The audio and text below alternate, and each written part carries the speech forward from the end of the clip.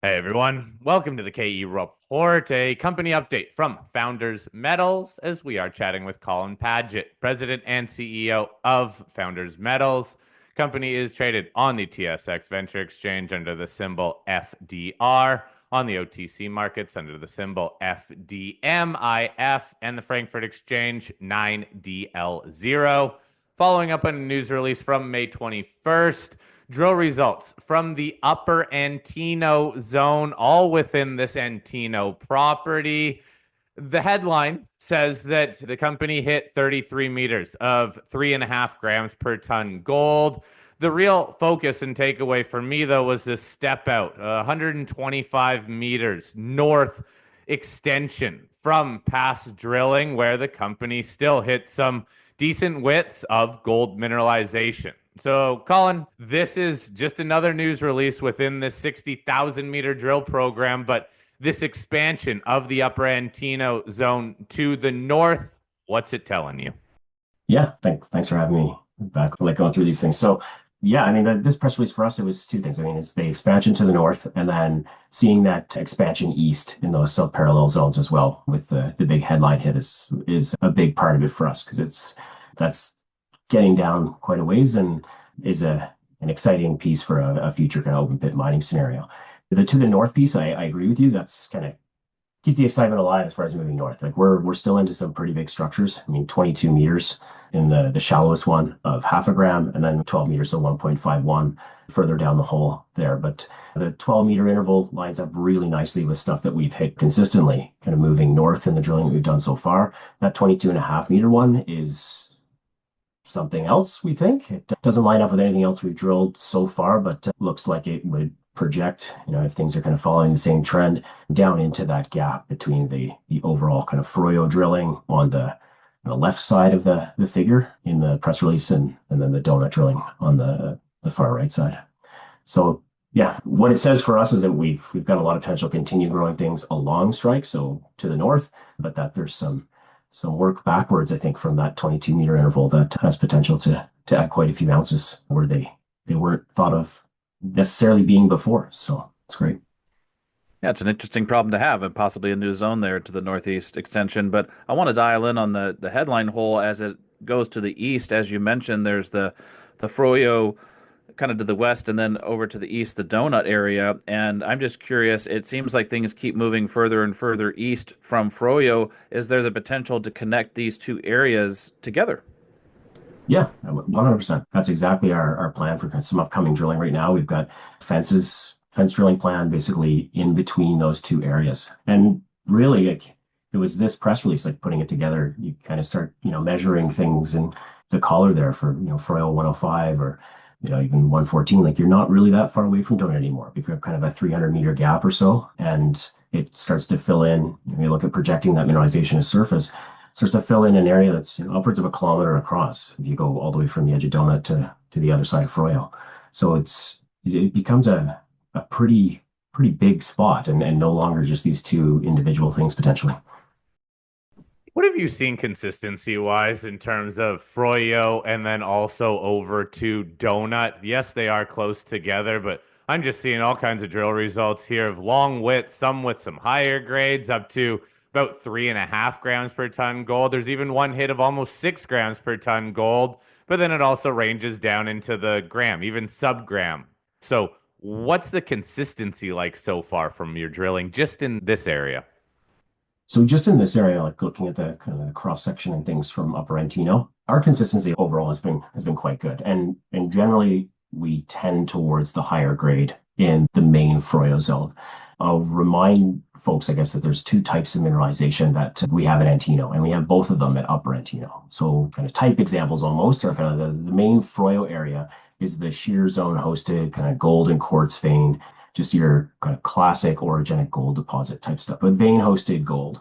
And then donut is a little different. It's intrusion hosted mineralization. So still orogenic gold, those shears still have to come in. It's just the rock type's a bit different. And so you end up getting broader, lower grade intervals instead of the relatively narrow, but some of these are quite wide. This is a 33-meter wide zone at 3.5 grams, but relatively narrow intervals in the high grade shear zone hosted stuff or the vein hosted stuff.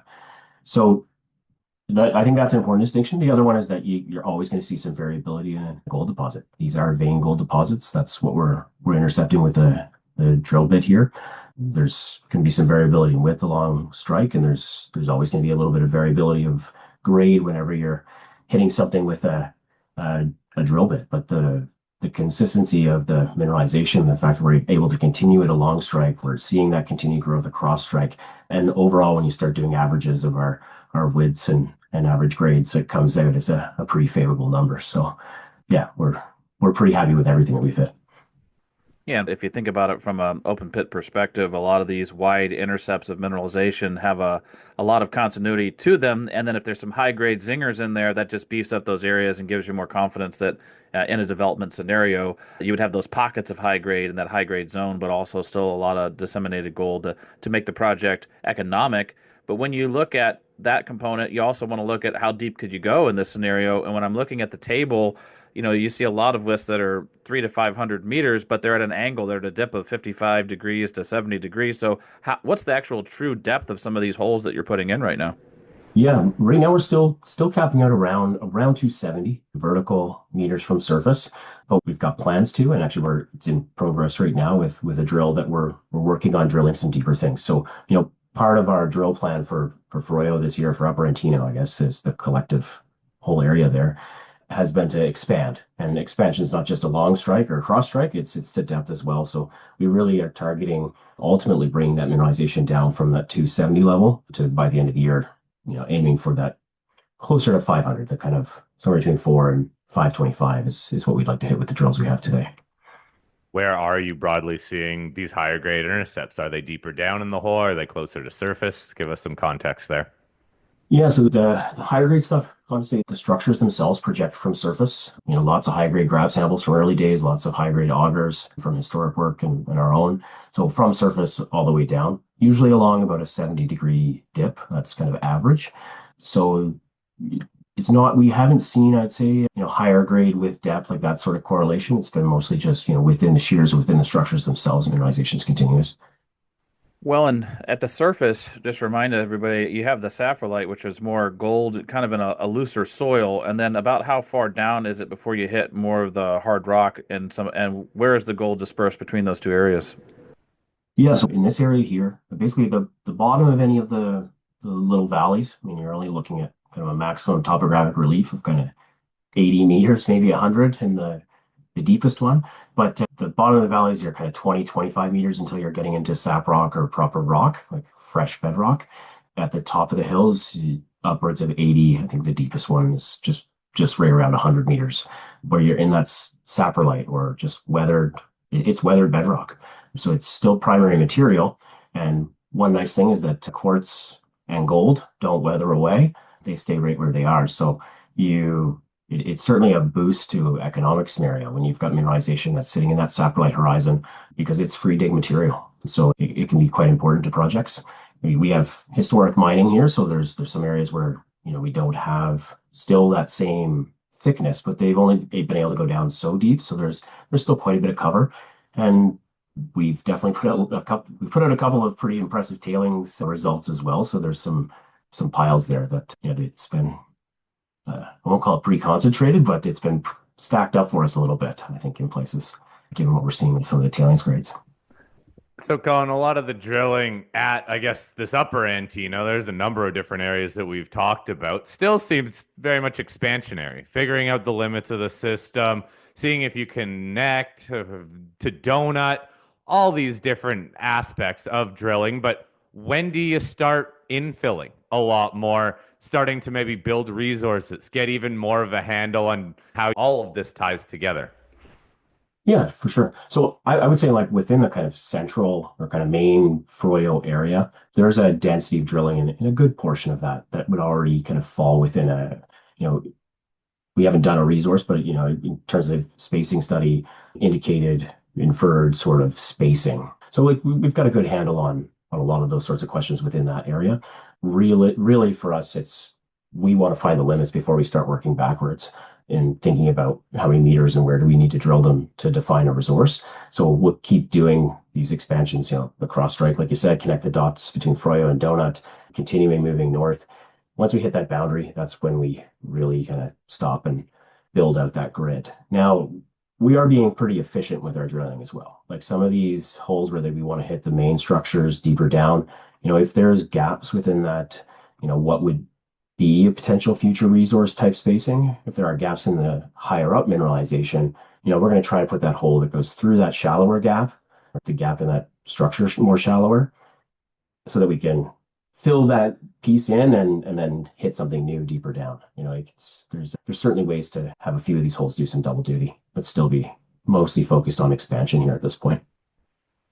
Yeah, nice to be able to strategically put in a hole that fills in an area but also test a new area at the same time. If we widen the scope though, Colin, and think about beyond just Upper Antino, where there's been a lion's share of the work here, you've had a lot of work at Lower Antino and at Buese, and they kind of form a triangle of sorts.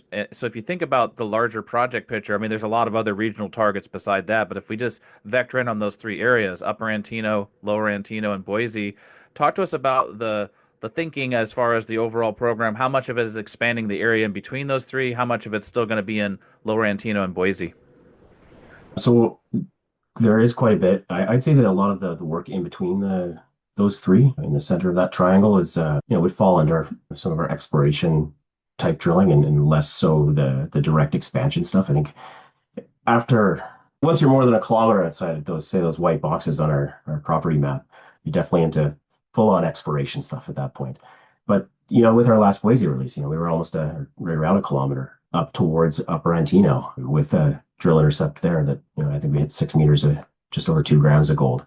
Very promising start for a hole that's quite a ways away from the Buese mineralization. So filling in that gap is important. That trend is very much real, and just the historic augers alone, I think, point to there being quite a lot of potential for there being some significant mineralization. I'd say places like Lower Antino, we're drilling there right now and expect to have some results on that if it's not in the coming press release, let's say it that way, I guess, not too distant future anyway. We're starting to expand outside of that white box a bit there too. And that was what we saw in some of the early geophysics work. There were some interesting structures that extended kind of a long strike of mineralization we saw in the early first holes, and we're continuing to chase those things. So what does news look like coming up? As I mentioned, 60,000 meter program. Give us some insights on how far you're through that program, or approximately how many meters have been released. And you own 6 rigs, so where are they turning? So we own 6. One is in the city. That's a backup to make sure that the other ones are going. Our 5th rig, we're just getting it going on a test hole. Basically, just got it put together, and so it should be full tilt here coming up pretty soon. And in terms of meters into the program, we're around 20,000 meters, or just a little bit over, into that 60,000 meter program. And with the ramp up of that 5th rig, more than on track for completing the 60,000. So I think there was another part of that question you have to remind me. News flow. What's coming? News flow. Where have they been turning? What news flow is coming? That's a good one. So okay, so news flow wise, like our mission for this, and I think coming up and likely next release, is to give people some a better understanding of the exploration plan and what we have coming up for the rest of the year in terms of what we've been targeting, what we've been drilling, where we're going with the drills, and what our surface exploration goals for the various areas outside of those 3 main areas looks like. And we'll likely include some drill results with that as well on that exploration front. After that, I mean, there's still going to be exploration type drilling news, and then surface exploration type results coming out of some of the ones that have white boxes around them, and some new stuff as well. We're just started drilling at Maria Geralda, so hopefully see some news coming up out of there. And then we're just getting to Parvo to start extending the historic auger grid that you see in the property map with our own deep auger, in preparation for getting a drill there later in the summer. So that's the exploration side of things. So I'd say overall several pieces of news to come out of that, but with an overall kind of plan update sort of thing first and foremost. And then we'll continue to put news out on the Lower Antino piece, Buese, Upper Antino, as results come in. All right. Again, Colin Padget, President and CEO of Founders Metals. Man, a lot of drilling still going on. And You have a lot of target areas still on this Antino property, some of which earlier stage, and the other ones, even like Upper Antino, where you do have a number of holes in it, and it sound like you're getting a pretty good handle on everything. I'll post a link to the company's website in the show notes. For everyone listening, feel free to email us any questions you have for Colin. We'll bring those up on future interviews and follow along as we get some more drill results from this ongoing 60,000 meter program. Colin, thank you as always for your time. Great update. Yeah, great. Thanks a lot.